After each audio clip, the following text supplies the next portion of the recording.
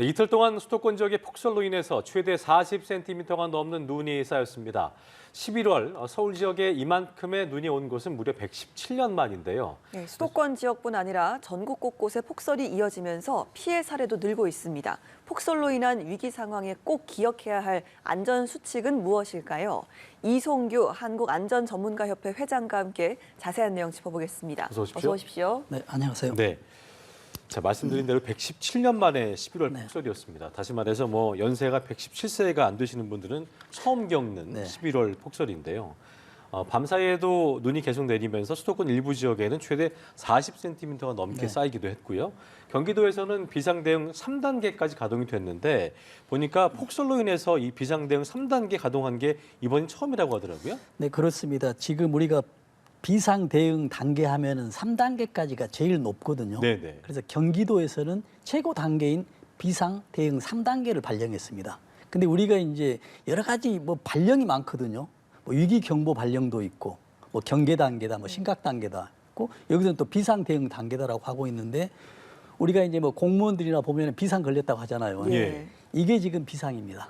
비상에도 1단계, 2단계, 3단계가 있거든요. 네, 그러면은 이 비상 단계에서는 어떤 게 조치되냐면 우리 국민들보다는 공무원들이 어떻게 조직을 비상대책위원회를 구성하고 예. 몇 위원회를 구성하고 책임관, 담당관들을 만드는 그 단계가 단계별로 더 높아지거든요. 그래서 경기도에서는 지금까지 최고 단계가 발령했었고요. 예. 또 경기도에 이제 대책본부가 있는데 우리 전체적으로 보면은 중앙재난안전대책본부가 있어요. 있잖아요. 행정안전부에서 여기서 2단계를 발령했습니다. 예. 왜냐하면 경기도에서는 가장 많은 폭설이 내려왔고 네. 앞으로도 내려오고 있기 때문에 경기도 자체 내에서는 최고 단계. 그러나 우리나라 전체로 봤을 때는 2단계 발령이다라고 이렇게 이해하면 되겠습니다. 예, 그렇군요. 저희가 앞서도 전해드렸지만 이번 폭설의 특징 중에 하나가 습기를 아주 많이 머금은 그런 습설이라는 네. 점인데요. 이게 일반적으로 마른 눈보다 3배 정도는 무겁다고 네. 하더라고요. 실제 습설의 위력도 좀 알 수 있을까요? 그렇습니다. 그러니까 우리가 지금 습설에 대해서 무게가 여러 가지 종류로 이제 나오고 있고 킬로그램 수도 나오고 있거든요. 그러면 우리가 이제 근본적으로 좀 따져 보면요, 우리가 무게를 이제 정하잖아요. 그러면 우리가 물의 기준을 뒀습니다. 그래서 물이 사각형 통이 있다면 1m, 가로 1m, 세로 1m, 높이 1m 그 통 안에 물이 다 들어있다라고 네. 하면 이게 1톤이에요. 1000kg이거든요. 그러면 물을 기준으로 했을 때 기름은 물보다 가볍잖아요. 예. 그러면 얼마나 가벼우냐? 비중량을 정했습니다. 비중을. 그래서 우리 물이 비중 1이고 기름은 얼마냐면 0.9예요. 0.9. 그렇다는 얘기는 그 통 안에 1m 통 안에 기름이 들어갔을 경우는 900kg라는 얘기죠. 그러면 그 통 안에 세부치, 철이 들어있다면 얼마냐면 철의 비중은 7.8이었습니다. 7.8톤이 됩니다. 그러면 눈의 비중은 얼마냐는 얘기죠. 하늘에 내린 눈의 비중은. 일반적으로 봤을 때 0.2하고 0.3이거든요. 네. 네. 그렇다는 얘기는 그 통 안에 들어있는 눈의 크기가 1m, 1m 그 안에 들어가 일반 눈이었을 경우는 200에서 300kg이 된다는 얘기죠. 물은 1000kg인데 0.23이니까. 네. 그런데 습설은 그보다 아까 앵커께서 말씀하신 대로 3배까지 두세 배가 더 높거든요. 네. 그렇다는 얘기는 습설은 물과 거의 같은 거네요. 600kg까지 돼버립니다. 600까지 200이면요. 네. 예. 그래서 굉장히 많고요. 이제 건설 같은 경우는 그보다 낮는데 지금 이번에 11월에 이런 이변이 일어났던 것은 여러 가지 이제 기후 변화도 있었는데 지금 날씨도 따뜻했기 때문에 지금 우리가 보통 날씨가 따뜻하면 비가 내리잖아요. 네. 그런데 그 비하고 눈하고 합쳐졌다고 보면 됩니다. 우리가 그저께는 비가 왔거든요. 네. 영상이었기 때문에 하루가 그날 저녁에 바뀌어지면서 영하로 내려가면서 눈이 왔기 때문에 그 눈과 합쳐서 습설이 됐다. 예. 그래서 이 습설은 굉장히 무겁다라고 얘기를 할 수 있습니다. 그래서 아까 얘도 들었습니다마는 일반 우리가 비닐하우스 6m, 3m 정도 돼 있을 경우에 1cm만 올라와도 지금 180kg가 됩니다. 근데 거기에서 이제 전부 다 올라가지 않고 절반만 했기 때문에 1cm만 올라도 90kg가 되기 때문에 이 눈이 습설일 경우에는 아주 위험하다라는 예. 그런 인식이 꼭 필요합니다. 그렇군요. 이게 나무는 물론이고요. 인공 시설물도 붕괴할 수 있는 위력으로 알려지고 있는데 네. 상부 하중을 견디기 어려운 시설물 등은 대비가 좀 필요해 보이는데 어떤 방법이 좀 있을까요? 그러니까 우리가 이렇게 생각하면 됩니다. 지금 비닐하우스나 일반 구조물들은 눈에 의해서도 눈이 무겁지만 눈에 의해서도 지금 무너진 단계잖아요. 그래서 굉장히 불안하죠. 근데 우리가 봤을 경우에 눈이 와서 쌓이면은 그 무게 중심이 균형을 이루고 있습니다. 무너지지 않아요. 그러면 그 눈을 치우잖아요. 치우면 한쪽이 드러내지겠죠. 힘이 없으면 무게 중심이 옮겨가거든요.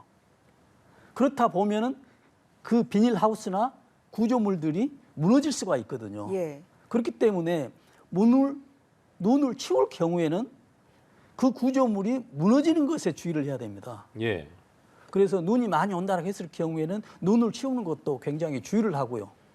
특히 이제 경험이 있는 분들이 해야지만 아주 좋은 결과가 날 수가 있고 또 혹시 비닐하우스나 어떤 구조물들을 올라갔을 경우에는 미끄럽잖아요. 그래서 아주 위험한 상태다. 재난이 위험이 오고 있는 상황에서 위험을 예방하기 위해서는 위험을 피하기 위해서는 아주 어려운 상황이다라고 예. 그렇게 좀 인식을 하면 좋을 것 같습니다. 이게 어제 오늘 같은 상황에서 습설 등이 낙하를 하거나 나무나 어떤 시설물이 붕괴를 하면 인명 피해가 발생할 수 있는데 네. 피해를 입었을 때 바로 움직이면 또 부상을 키울 수도 있잖아요. 그렇죠. 그러니까 우선적으로 어떻게 좀 대처를 해야겠습니까? 그러니까 지금 습설이 있다는 얘기는 무게가 있다는 얘기잖아요. 무게가 있으면 그만큼 무너질 수가 있고 나무도 말씀하신 대로 무너질 수가 있고요. 땅도 무너질 수가 있거든요. 예. 그랬을 때 이제 그 눈을 맞아서 특히 이제 노약자분들, 어린이 같은 경우는 뭐 이렇게 쓰러질 수가 있지 않겠습니까? 예. 그래서 우리가 지진이 나면 이렇게 하라고 하잖아요. 뭐 책상 밑에 우선 대피하라고 하잖아요. 잠시 동안이라도. 네, 네. 혹시 이런 일이 겪고 있을 때는 내가 지금 이 현장에서 가장 대피할 수 있는 그 상황이 어디인지 책상이 있다면 책상 밑으로 아니면 어떤 모서리로 대피하고 그 다음 단계를 취하는 게 가장 우선적인 어떤 해법이라고 생각하고 있습니다. 그렇군요. 예. 예. 그렇다면 붕괴가 되기 전에 이제 좀 예방을 위해서 미리 좀 구조물 위에 올라가서 제설 작업을 하려는 분들도 분명 좀 계실 텐데요. 네. 맞아요. 이런 행동 상당히 좀 위험해 보이거든요. 아, 그렇죠. 엄청 위험하죠. 지금 아까도 말씀드렸지만 눈까지 있어가지고 지금 힘의 평형을 균형을 이룩 하고 있는데 눈을 하나 드러내면 지금 무너지는 네. 상황이 돼버리거든요. 그리고 이쪽에서 했다 해서라도 또 힘의 또 평형 균형 때문에 또 나한테 무너질 수도 있고요. 그럴 수도 그래서 그 힘의 균형이 있는 상태, 눈에 있는 상태에 눈을 걷어냈다는 얘기는 지금 어딘가에서는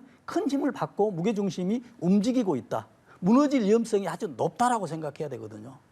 그래서 아주 심오한 주의가 필요하다라는 그 말씀드립니다. 그렇다면 습설을 제거는 어떻게 해야 되는 거예요? 하면요. 습설을 제거하는 지금 눈이 오는 상황에서는 어떤 도로 같은 경우는 무너질 일이 없죠. 그러나 어떤 구조물 말씀하신 대로 구조물 비닐하우스는 무너지지 않았다면 그대로 놔두고 어떤 가장자리 있죠. 이 가장자리는 좀 치우면서 그 햇빛에 의해서 녹아 흘러내리는 이런 방법들이 가장 좋지. 전반적으로 이 전부 걷어내야 되겠다라고 한다면 지금 무너질 수 있는 위험이 있다. 그렇게 지금 볼 수가 있겠습니다. 그렇군요. 자, 뭐 인명 피해나 어떤 이런저런 피해가 좀 이어지고 있는 상황인데 지금 나가는 상황입니다. 저 상황이 지금 이제 오늘날 12시 15분쯤에 12시 5분쯤에 네. 안양시 동안구 소재 농수산물센터 지붕 붕괴 네. 장면인데요. 한 명 부상으로 뭐 생명엔 지장이 없는 것으로 전해지고 있는데 이 사고가 난 농수산물센터는 오늘 출입이 통제된 것으로 전해지고 있고 소방당국이 현재 쌓인 눈으로 인해서 붕괴가 발생한 것으로 추정을 하고 현장 수습을 마치는 대로 자세한 사고 경위를 조사할 방침이라고 하는데 어쨌든 이 습설이 굉장히 위력적이고 그렇습니다. 굉장히 좀 큰 피해를 일으킬 수 있다는 걸 저희가 확인할 수 있는 상황인데 습설이 안에 말씀하신 것처럼 물을 머금고 있기 때문에 전신주가 합선돼서 터지는 바람에 곳곳에서 정전 피해도 잇따랐는데요. 그러니까 그렇습니다. 습설로 인한 합선 가능성에 대한 예방도 좀 필요해 보입니다. 어떻게 좀 피하겠습니까? 그러니까 지금 전기에서 가장 우리가 피해야 될 것은 물이거든요. 그래서 이제 눈도 물이지만 눈 중에서 습설이기 때문에 물이 더 많다는 얘기죠. 그러니까요. 예. 또 습설이 있다는 얘기는 그만큼 또 잘 뭉쳐지거든요. 그러니까 눈싸움이 잘 되는 눈이잖아요. 그렇죠. 여기에. 그렇다는 얘기는 잘 뭉치네. 전신주에도 눈이 많이 있고요. 또 전선에도 보면 굵은 전선들이 있기 때문에 우리가 지나가다 보면은 전선 위에도 굉장히 높이 쌓이는 거 있죠. 맞아요. 습설 홀집이 때문에 되고. 그렇거든요. 그렇다는 얘기는 점점 녹아내리면서 물이 전선 안으로 들어가서 합선할 수가 있고요. 또 한 가지는 그 무게로 인해서 힘에 의해서 땅으로 떨어지면 지나가는 사람이 감전되는 경우도 있거든요. 그렇죠. 그렇군요. 네. 예. 그래서 또 바닥에 있으면은 바닥에 눈이 있고 물이 있기 때문에 물은 또 전기를 통하고 있지 않습니까? 그래서 몇 메타 떨어졌다 하더라도 나한테는 하장 피해가 없었더라도 물에 의해서 감전되는 위험이 있기 때문에 이곳을 지나가거나 이곳을 정리하는 분들은 정말 안전을 좀 심각하게 완전하게 한 다음에 어떤 작업을 필수적으로 하게 된다면 하는 것이 가장 현명한 방법이라고 예, 생각합니다. 감전사고까지 생각하면 참 습설이 정말 무섭네요. 네네. 존재 네. 자체가. 이렇게 습설 이야기를 좀 해봤고요. 이번에 이제 블랙아이스 이야기도 좀 해보겠습니다. 네. 어제 대설주의보가 내려졌던 원주에서 차량들이 잇따라 미끄러지면서 무려 53중 추돌 사고가 발생을 했습니다. 네. 역시나 도로 위에 가장 무섭다는 블랙아이스 때문이었죠. 그렇습니다. 지금 우리가 말 그대로 블랙 아이스. 얼음이 우리가 눈에 보이는데 얼음이 보이지 않아요. 검정색입니다. 맞아요. 지금 어떤 개념이냐면 뭐 다 아시겠지만은 지금 도로는 새카맣잖아요. 그렇죠. 그렇기 때문에 지금 얼어 있는데 눈이 얼으면서 녹으면서 이 얼음이 있기 때문에 지나가는 사람이나 아니면 운전자가 그게 얼음이 있는지를 모르고 지나가기 때문에 이런 사고가 났는데요. 지금 53중 추돌입니다. 그렇다는 얘기는 53명의 운전자가 이 상황을 알았음에도 불구하고 브레이크 시스템이 작동이 안 됐다는 얘기입니다. 네. 밑에 얼음 때문에. 그러니까 작동이 돼도 서지는 않는 거죠. 뭐, 그렇죠. 그렇죠? 예, 됐다 그래서 하더라도. 가장 좋은 방법은 안전거리 확보밖에 없습니다. 특히 이제 여기에서 어제 갑자기 비가 왔기 때문에 스노우 타이어를 장착한다는 것도 쉽지 않고요. 예. 네. 더더구나 지금 이런 평상시에 뭐 비가 왔을 때 눈이 왔을 때 블랙 아이스에서도 굉장히 중요한 건 뭐냐면 타이어 있죠. 이 타이어가 스노우 타이어가 아니더라도 일반 타이어가 어떤 수명이 다 됐거나 마모가 됐을 경우에는 어떤 슬립되는 현상이 훨씬 더 높거든요. 그렇군요. 네. 그래서 가장 안전한 방법은 뭐 몇 년에 한 번 얼마나 달아졌을 때 교체해야 된다고 하는데 그 교체 주기를 빨리 당기는 것에 본인의 안전이나 어떤 예. 가족의 안전에 가장 좋은 방법일 수가 우선 차량 운전에 좋은 요건이라고도 볼 수가 있겠습니다. 자, 보면 이제 어제 저 53중 추돌인데 그래도 아까 서행을 강조하셨잖아요. 네. 그래도 그걸 잘 지켰는지 부상자가 11명이면 그래도 그나마 덜 피해가 발생한 것인데 그 부분도 좀 서행도 굉장히 중요한 부분 같아요. 그렇습니다. 가장 네. 이제 안전한 방법이 서행이고요. 특히 이제 모든 곳에서 블랙 아이스가 발생되는 건 아니거든요. 네. 또 이분들이 운전하는 분들이 거의 초행길이었거나 아니면 이 길을 자주 가지 않았던 사람일 수가 있습니다. 왜냐하면 블랙 아이스라는 얘기는 이 도로 위에 얼음이 물이 있었다는 얘기잖아요. 물이 얼음이 됐다는 얘기잖아요. 그러니까요. 예. 그런데 어떤 경우도 또 우리가 볼 수가 있냐면 도로가 마모돼 가지고 좀 패여 있다라고 한다면 거기에 물이 고여 있을 수가 있죠. 이게 얽게 될 수가 있거든요. 예. 그래서 이런 보수나 이런 것들도 어떤 도로공사나 정부 지자체에서는 이러한 것에 꼭 관심을 가지고 다시 한번 점검하는 것이 필요하고요. 예.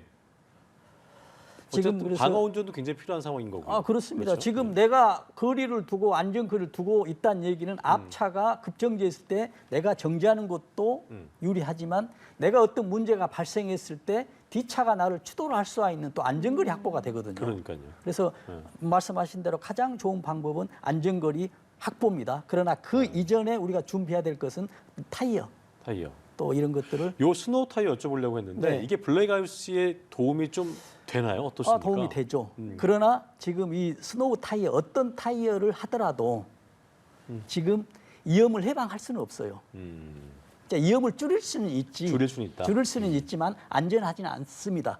그러나 어떤 타이어가 새 것이고 또는 말씀하신 대로 어떤 스노우 타이어라고 한다면 상당한 효과는 볼 수가 있죠. 그렇군요. 그러나 이것만이 해결책이 아니고 아까 말씀하신 대로 어떤 안전거리나 주의운전 가속하지 이런 않는 것, 그렇죠. 방어 운전하는 것. 그게 가장 예. 동반되지 않으면 아무리 좋은 타이어라도 효능이 없다라고 네. 그렇게 알겠습니다. 말씀드리겠습니다. 알겠습니다. 여기에다가 제설을 하는 차량이 내리막길에서 미끄러지면서 전신줄을 들이받는 사고도 있었습니다. 네.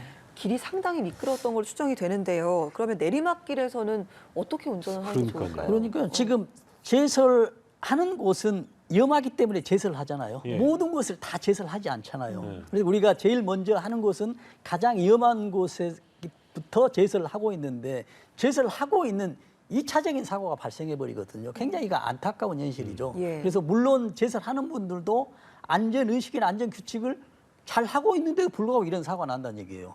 그러면 우리 일반인들이 했을 때는 이 길을 가면 얼마나 위험하겠냐는 얘기예요. 그래서 가장 좋은 방법은 그 길을 가지 않는 곳인데 악용할 수는 없잖아요. 그러니까요. 불가피하게 가게 된다면 계속 반복되지만 안전운전.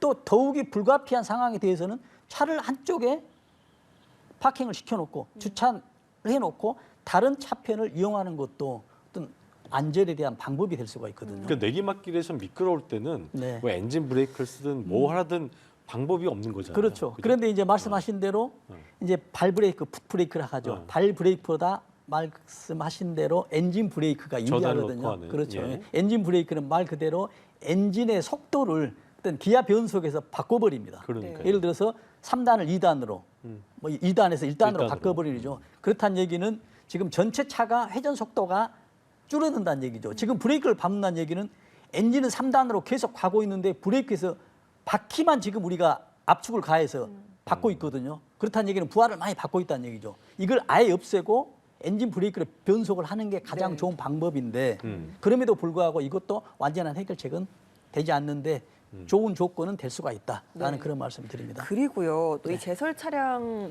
주변에 일반 차량이 같이 또 운전하는 경우도 있지 예. 않겠습니까? 네. 그렇다 보면 제설 차량으로 인해서 눈보라가 발생하게 되기도 그런 경우가 하는데 많습니다. 이럴 경우에는 좀 어떤 부분을 유의해야겠습니까? 그러니까 일단 이제 시각적으로 보이질 않죠. 지금 가장 이제 비나 오나 눈이 왔을 때 앞 유리창에 비가 들이친다든지 눈이 들이친다 할 때 앞에 갑자기 보이지 않거든요. 예. 제설차 같은 이런 경우가 있거든요. 그렇죠. 제설차는 눈발이 날리지만은 어떤 수증기가 날릴 수도 있거든요. 이런 걸 대비해서 앞에서 제설 차량을 한다라고 하면 비상등을 켜고 뭐 서행 운전을 하든 아니면은 어떤 위험한 상황이 회피가 되면 주차한 다음에 이렇게 진입을 하는 것도 한 방법이라고 볼 수가 있겠습니다. 예, 아까 이제 그 뭐 어제 사고도 그렇겠습니다만 눈길에서 이 미끄러짐 사고 같은 거로 인해서 도로에 이게 갇혀버리는 경우도 있잖아요. 네. 이럴 때 굉장히 당황할 수밖에 없는데 네. 일단 우선적으로 구조 신고 등을 해야 될 텐데 어떻게 하는 가장 현명한 것인지부터 좀 짚어주시죠. 그렇습니다. 지금 이제 이것도 굉장히 이제 어려운데 상황에 따라 이제 달라져야 되거든요. 어떤 상황이 이제 발생했다, 뭐 추돌 상황이 발생했다, 뭐 갇혔다라고 한다면은 이제 우리가 거기서 가장 중요한 것은 우리 온기를 좀 높여야 되잖아요. 그렇죠. 그래서 히터를 좀 틀어야 되는데 히터를 틀면 연료가 지금 없어지거든요. 음, 그래서 무조건 히터를 틀게 되면은 우리 상황이 몇 시간 동안 고립될 것인 예정하면서 히터를 틀는 것도 조금씩 전략해가면서 틀고요. 예. 가장 중요한 것은 우리가 이제 정보를 드려야 되겠죠. 어. 정보를 드리는 것은 라디오나 휴대폰. 예.